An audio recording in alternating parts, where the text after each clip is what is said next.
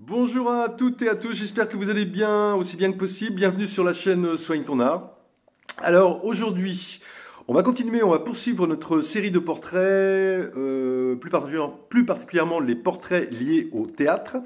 Et en fait, on va parler aujourd'hui de Konstantin Stanislavski. Alors Stanislavski, né en 1863, décédé en 1938, qui a été un comédien, metteur en scène et dramaturge russe. Alors pourquoi Stanislavski? Eh bien parce qu'il est notamment à la source, on pourrait dire, d'une vision du jeu de l'acteur, aussi à la source d'une forme de vision du jeu, on pourrait dire, intemporel, qui influence encore aujourd'hui le théâtre, mais aussi le cinéma.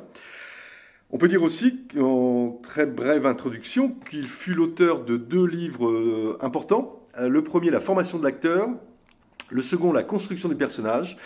Et que dans ces deux ouvrages, en fait, Stanislavski a montré que le jeu scénique était l'un des meilleurs moyens, en fait, de découvrir et de connaître son moi profond. Et que d'une certaine façon, en fait, toute l'œuvre de Stanislavski a fondamentalement, comme on va le voir, révolutionné la dramaturgie. Alors, au sommaire de cette vidéo sur Stanislavski, on va démarrer par une petite bio express, suivi de Le théâtre d'art de Moscou pour révolutionner le jeu d'acteur. Enfin, on terminera par la méthode Stanislavski avec la mémoire sélective, la sincérité de l'acteur, l'activité, l'imitation, enfin la spontanéité de l'émotion.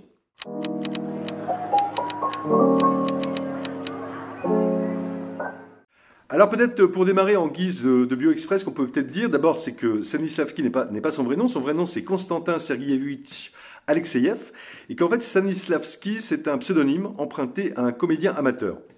Dire que, alors si on reprend son nom de scène, Stanislavski est né dans une riche famille de commerçants de Moscou qui appréciait énormément le théâtre. D'ailleurs, la maison Alexeïev accueillait des spectacles d'amateurs dans une salle spéciale aménagée pour les représentations de théâtre. Donc en fait, Stanislavski, très tôt, même vers 1877, à 14 ans, commence à participer à des spectacles. Il va même rejoindre le Cercle Alexeïev, un groupe dramatique créé dans le cadre familial. Et il semble en fait que dès l'adolescence, Stanislavski va commencer à réfléchir en fait au métier d'acteur. Pour autant, à la demande de son père, il va d'abord travailler dans l'entreprise familiale, mais évidemment le théâtre est sa passion. Autre point dans sa bio, ce qu'on peut dire, c'est qu'en 1888, il va rencontrer une jeune femme, Maria Perevodchikova, en fait, qui est une jeune actrice en pleine ascension, qui se prononce sous le nom de scène de Lilina. Et la même année, en 1888, Stanislavski va créer la Société d'art et de littérature, en fait, avec une compagnie amateur permanente, on pourrait dire, qu'il va financer lui-même, et que, pendant une dizaine d'années, cette compagnie, en fait, va devenir pour lui une sorte, on pourrait dire, de laboratoire d'apprentissage créatif, mais aussi on pourrait dire, de laboratoire d'expérimentation théâtrale. Et au cœur de cette compagnie, Stanislavski va particulièrement travailler justement sur la plasticité de son corps et de sa voix. Ce qu'on peut dire aussi, c'est que pendant toute cette période, il monte beaucoup sur scène en tant que comédien, aussi bien d'ailleurs dans des rôles comiques que dramatiques. En 1889, il commence aussi à s'intéresser à la mise en scène. Et en fait, il fait ses débuts de metteur en scène avec la création Lettres brûlantes de l'écrivain Pyotr Neditch, et qu'il va ainsi particulièrement accorder une attention particulière, on verra ça d'ailleurs après, aux poses dramatiques et aux mouvements chorégraphiés qui doivent, selon lui, prendre le dessus sur les mots et sur les paroles. Il va également aussi, pendant toute cette période, chercher à mettre en valeur en fait le drame sur scène, particulièrement à travers le rythme, le son, mais aussi la lumière.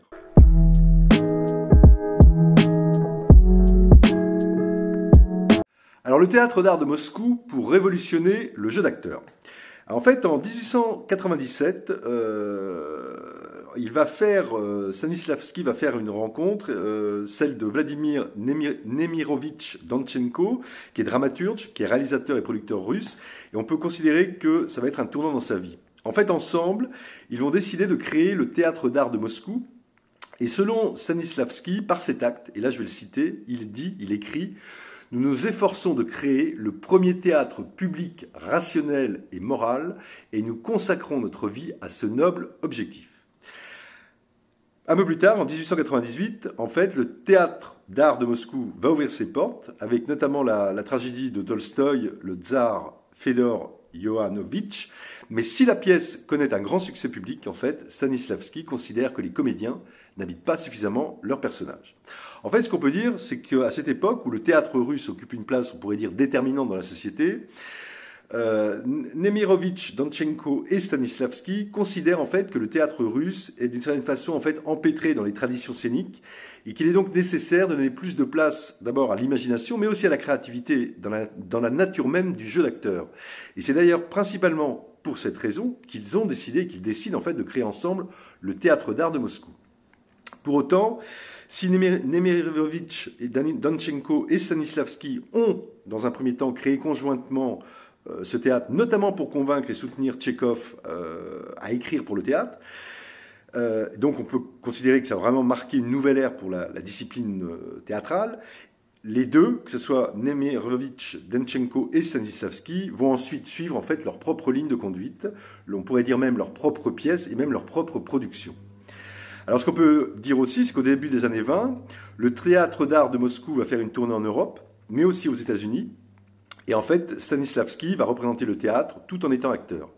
Mais en 1928, après une crise cardiaque, Stanislavski va surtout se consacrer à la recherche, à la pédagogie aussi, et il va en fait dispenser ses cours à partir de son fameux système Stanislavski ou de sa fameuse méthode, à savoir une méthode, on pourrait dire, d'entraînement dramaturgique qui sera reprise dans le monde entier. Alors particulièrement aux États-Unis dans les années 50 par l'acteur américain Lee Strasberg, pour notamment les enseigner au sein de l'Actors Studio.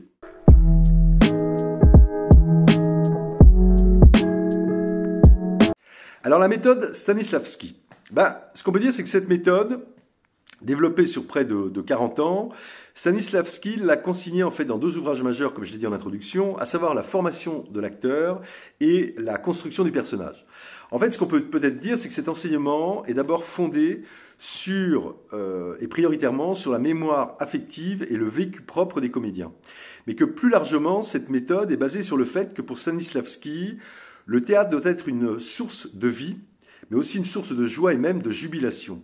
Et que plus encore, selon lui, à partir du moment où un comédien ou un acteur entre sur scène, il doit croire pleinement, et là je le cite, aux circonstances données dans lesquelles il se trouve dans la pièce. Ça veut dire que quoi qu'il fasse sur scène, qu'il soit fatigué, qu'il soit effrayé ou frustré, il est fondamental, selon Stanislavski, qu'il cherche à éprouver une joie créative ici et maintenant. En fait, selon lui, le plus grand défi pour l'acteur est d'apprendre à croire. Et toujours selon lui, les trois véritables piliers de sa méthode sont la foi, la fantaisie et l'imagination vive.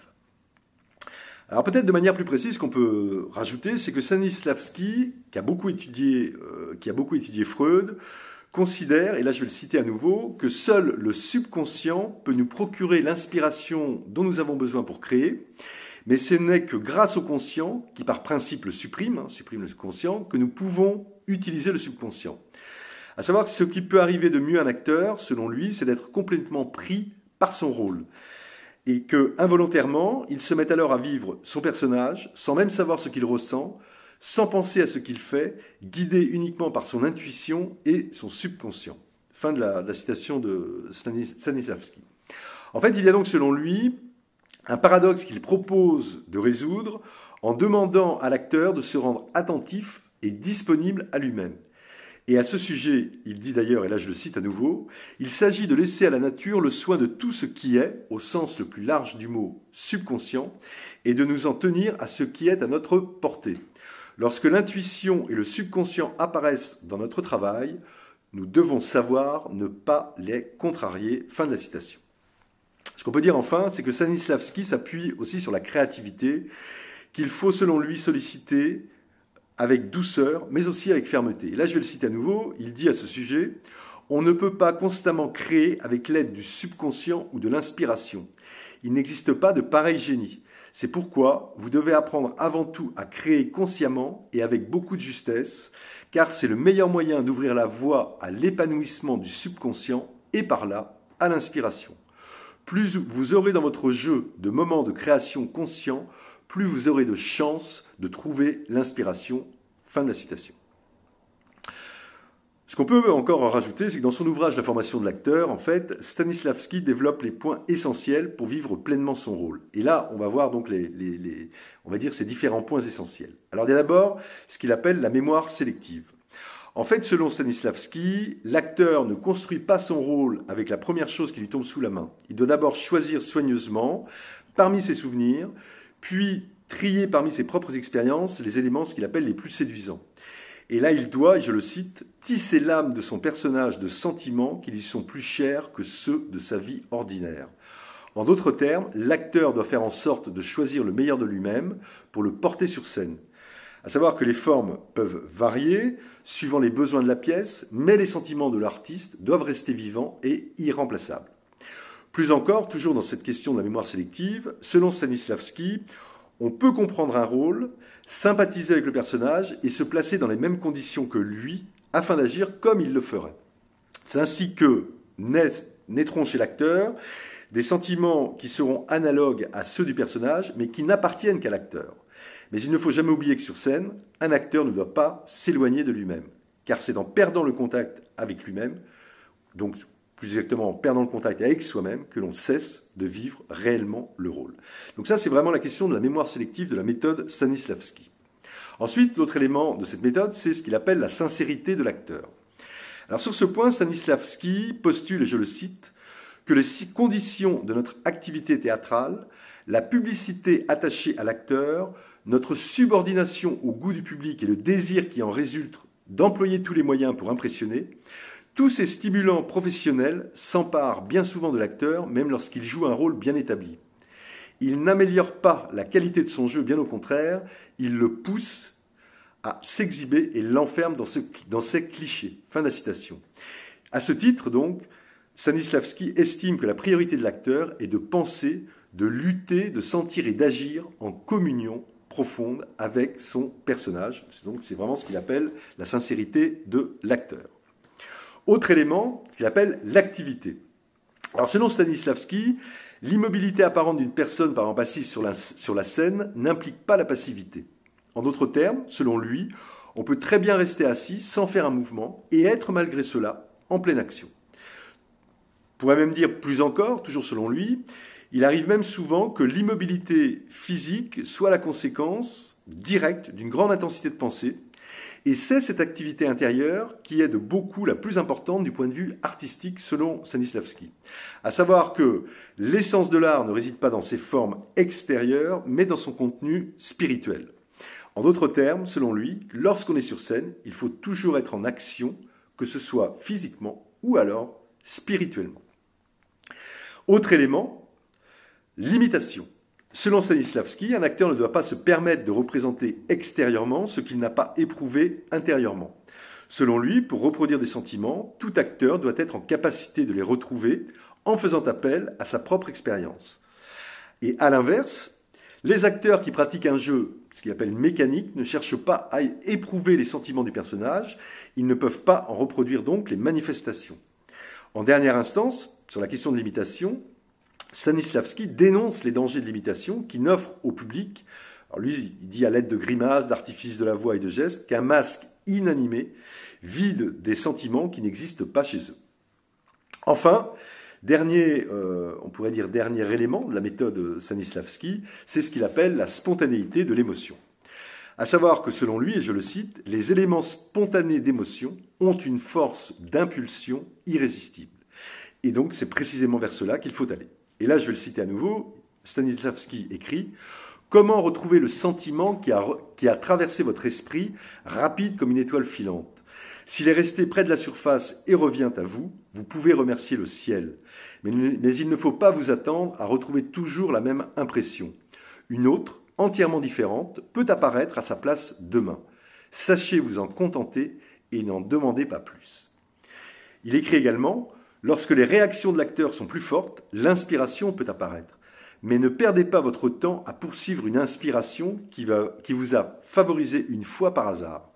Vous ne la retrouverez pas plus que les jours passés, les joies de votre enfance ou votre premier amour. Rassemblez tous vos efforts pour créer une nouvelle inspiration.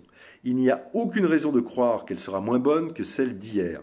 Peut-être ne sera-t-elle pas aussi brillante, mais au moins elle sera là. Elle aura surgi, tout naturellement, des profondeurs de votre âme pour faire jaillir en vous l'étincelle créative.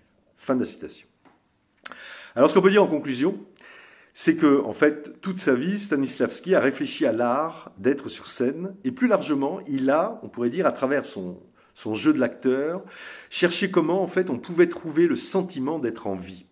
Et que plus précisément encore, c'est ça qui est vraiment très intéressant chez lui, c'est que Stanislavski a essayé de comprendre et de théoriser comment à arracher le masque pour trouver le sentiment vivant.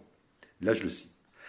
En fait, en dernière instance, ce qu'on peut dire, c'est que si on s'appuie sur Lev Dodin, qui est l'un des grands metteurs en scène du théâtre russe du XXe siècle, et là je le cite, Stanislavski voulait comprendre la nature de la vie humaine sur scène, la nature de la naissance d'une nouvelle substance humaine sur scène, la perception artistique de ce nouvel être humain créé par l'imagination, les nerfs, l'intellect et le corps de l'artiste. Stanislavski cherchait des moyens de créer ce phénomène. Par conséquent, lorsqu'un artiste joue bien, c'est-à-dire de manière convaincante, contagieuse, authentique, profonde, avec empathie, compassion et joie, l'artiste joue selon le système de Stanislavski, qu'il le sache ou non. Fin de la citation.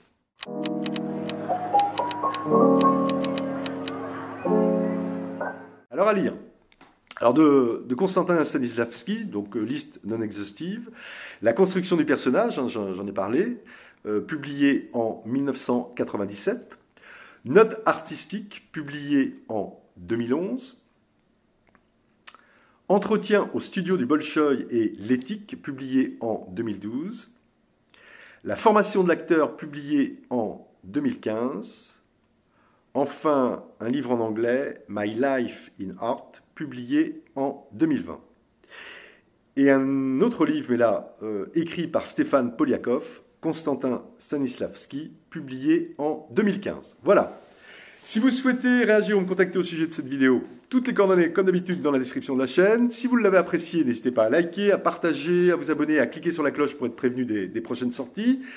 D'ici la prochaine vidéo, surtout portez-vous le mieux possible et n'oubliez pas de soigner votre art. Bye bye, à bientôt.